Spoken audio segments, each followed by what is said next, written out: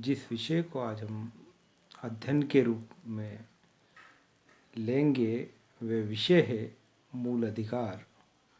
और मूल अधिकार का अध्ययन इसलिए भी आवश्यक है कि एक स्वतंत्र देश के नागरिक होने के नाते हमें इस बात का ज्ञान होना चाहिए कि भारतीय संविधान ने एक नागरिक के रूप में हमें क्या अधिकार प्रदान किए हैं। मूल अधिकारों का अध्याय भारतीय संविधान में अध्याय 3 के नाम से जाना जाता है। और भारतीय संविधान में अनुच्छेद 12 से लेकर 35 तक मूल अधिकारों का विवेचन किया गया है। मूल रूप से 7 अधिकार थे, जिनमें से एक अधिकार समाप्त कर दिया गया, जिसे संपत्ति के अधिकार के नाम से जानते हैं। मूल अधिकार भारतीय संविधान में अगर हम दर्शन समझने की कोशिश करें कि मूल अधिकारों का क्या दर्शन है, तो इस बात को हमें समझना चाहिए कि भारतीय संविधान की प्रस्तावना इस बात को घोषित करती है कि प्रत्येक व्यक्ति की गरिमा को सुनिश्चित किया जाएगा। मूल अधिकारों का संबंध व्यक्ति की इसी गरिमा से है। साथ ही साथ ये भी कहा गया है संविधान की प्रस्तावना में कि विचार, अभिव्यक्ति, धर्म और उपासना की स्वतंत्रता मिलेगी, प्रतिष्ठा और अवसर की समता मिलेगी। ये सारे जो तत्व हैं वो व्यक्ति की गरिमा से संबंधित हैं। तो व्यक्ति की गरिमा को सुनिश्चित करने के लिए ही भारतीय संविधान में मूल अधिकार और नीति निर्देशक तत्वों के अध्याय को जोड़ा गया है।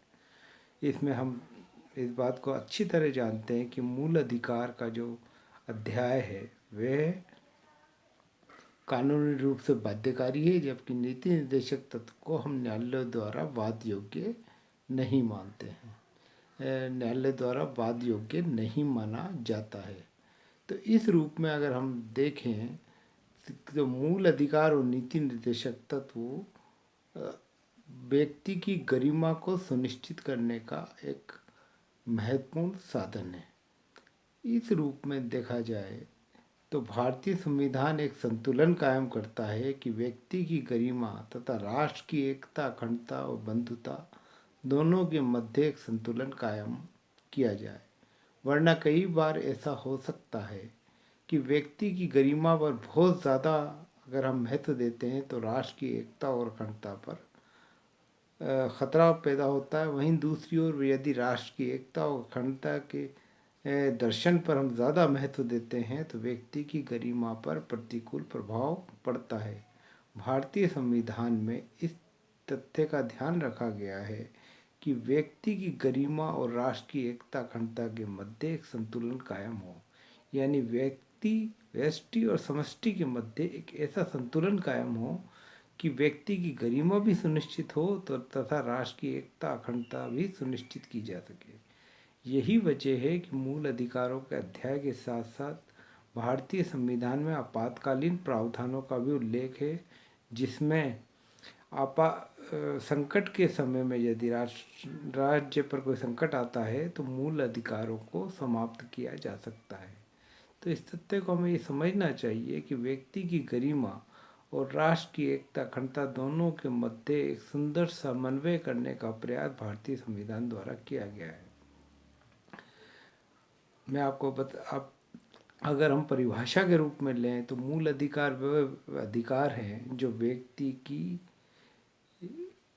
सर्वांगीण विकास के लिए बहुत आवश्यक हैं।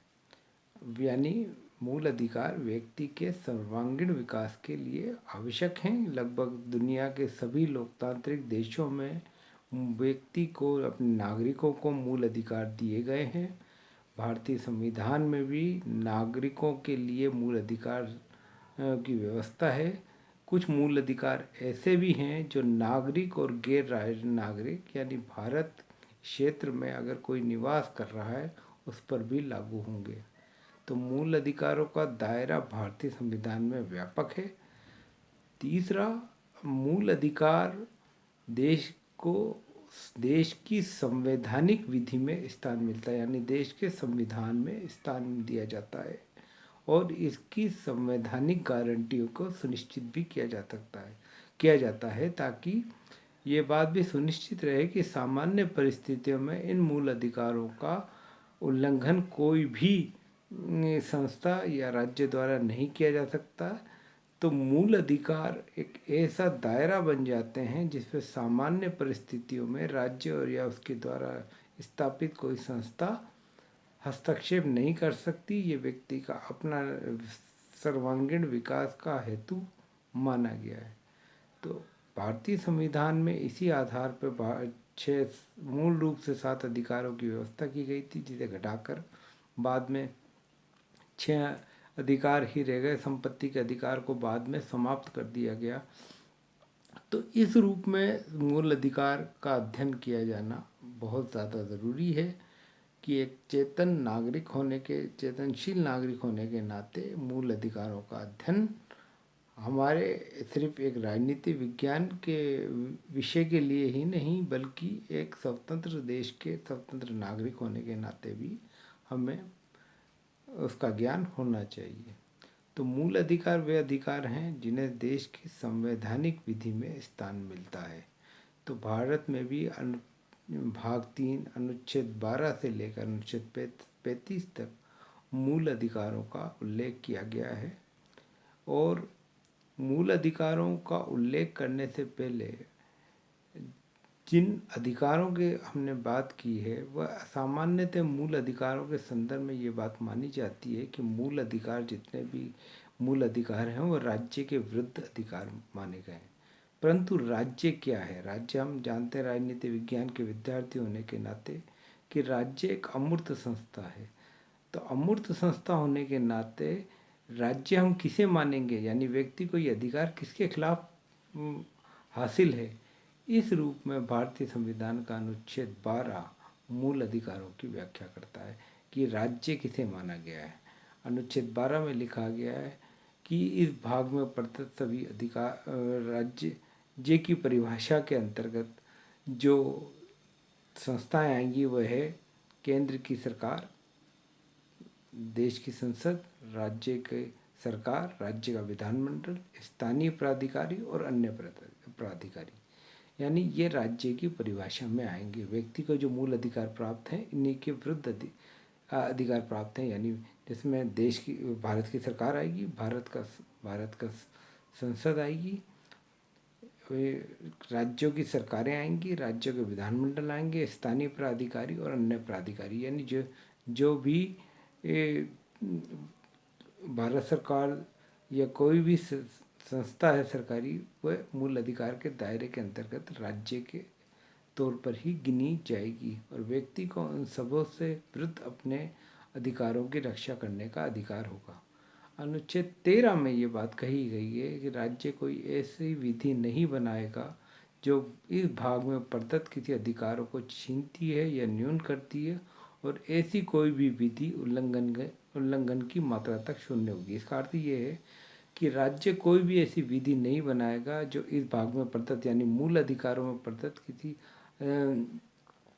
इस भाग में प्रदत्त किसी अधिकार से टकराव रखेगी। अगर ऐसा होगा तो ऐसी न्यून होगी वह विधि और उसे उल्लंघन की मात्रा तक शून्य माना जाएगा। यानी सामान्यतः राज्य कोई ऐसी विधि नहीं बना सकता जो मूल अधिकारों की खिलाफ जाए। तो भारतीय संविधान में मूल अधिकारों के लिए एक व्यापक गारंटी की व्यवस्था की गई है। अनुच्छेद 12 में जहाँ राज्य की परिभाषा दी गई है, वहीं अनुच्छेद 13 में ये बात स्पष्ट रूप से कही गई कि राज्य कोई ऐसी विधि नहीं बनाएगा जो इस भाग में प्रदत्त अधिकारों को छीनती है या न्यून करती है, और अगर ऐसी कोई विधि बना भी लेगा तो वह उल्लंघन की मात्रा तक शून्य मानी जाएगी। तो इस रूप में मूल अधिकारों का